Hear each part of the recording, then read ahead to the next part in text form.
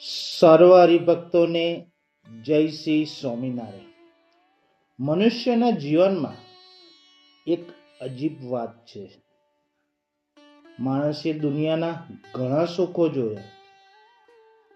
રૂપ, ધન, પૈસા, બંગલા, ગાડીઓ, માન મોટાપ, પરંતુ છતાં મનનો સાચો આનંદ મળતો નથી.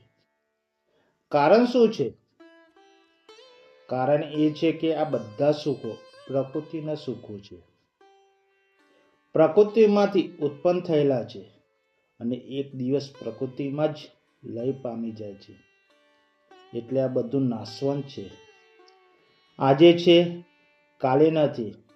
પરંતુ શાસ્ત્રો કહે છે કે ભગવાનના ધામનું સુખ, અક્ષરનું સુખ, એ પરમાત્માનો આનંદ, એ ક્યારેય નાશ પામતો નથી. એ માયામાંથી પળ છે. પરંતુ માણસનું દુઃખ એ છે કે જે નાશવંત છે તેને માટે માણસ જીવનભર દોડે છે, અને જે શાશ્વત છે તેને માટે માણસ વિચાર પણ કરતો નથી. રાજાના કુંવરની વાત તમે સાંભળી હશે. એક ઉદાહરણ તરીકે સમજીએ. એક રાજાનો કુંવર, તે કરોડોની સંપત્તિનો વારસદાર છે, પણ તે બાળક ચોકલેટ માટે રડે છે, મૂળા માટે વેલખા મારે છે. એટલે પ્રશ્ન થાય છે, એ કેમ રડે છે? કારણ કે એક જ છે, એનું પોતાનો ભાવ નથી. ને ખબર નથી કે હું રાજાનો કુંવર છું, કરોડોની વારસદાર છું.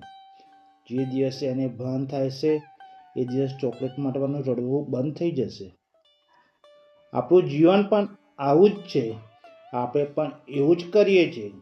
ભગવાને આપણને અક્ષરધામનો વારસદાર બનાવવાના છે, મૂર્તિનું સુખ આપવાના છે, દિવ્ય આનંદ આપવાના છે.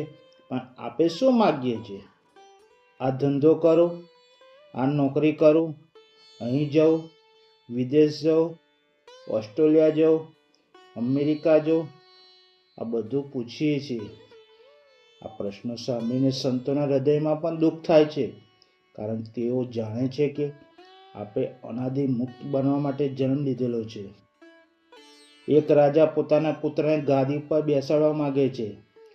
તે દિવસ રાત એ જ વિચાર કરે છે, મારે મારા પુત્રને રાજગાદી સોંપી છે. પણ એ પુત્ર આવીને કહે, બાપા મને પટાવાળાની નોકરી કરવી છે. તો કહો, એ રાજાના હૃદયમાં કેટલું દુઃખ થશે? ખૂબ થશે. કારણ કે જેને રાજા બનવાનો હતો એ પોતે નાની નોકરી માગે છે.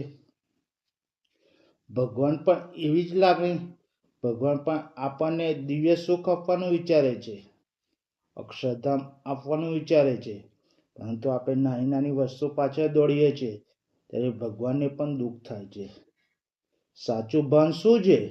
સાચું ભાન એ છે કે આપણે માત્ર શરીર નથી, આપણે આત્મા છીએ. આપણે ભગવાનના છીએ ને ભગવાન આપણા છે. જ્યારે આ ભાવ આવે છે ત્યારે દુનિયાની નાની નાની વસ્તુઓ માટે મથામણ બંધ થઈ જાય છે. એટલે જીવનમાં હંમેશા યાદ રાખજો, નાશવંત સુખ માટે નહીં, શાશ્વત સુખ માટે જીવવું. દુનિયાના સુખ પાછળ દોડતા પહેલા એકવાર વિચારવું જોઈએ, હું કોણ છું? જ્યારે માણસ પોતાનું સાચું ભાન થાય છે ત્યારે જીવન બદલાઈ જાય છે. પ્રકૃતિના સુખો નાશવંત છે, ભગવાનનું સુખ શાશ્વત છે. આપણે રાજાના કુંવર જેવા છીએ. આપણું સાચું ધૈર્ય ભગવાનમાં આનંદ મેળવવાનું છે. જય શ્રી સ્વામિનારાયણ.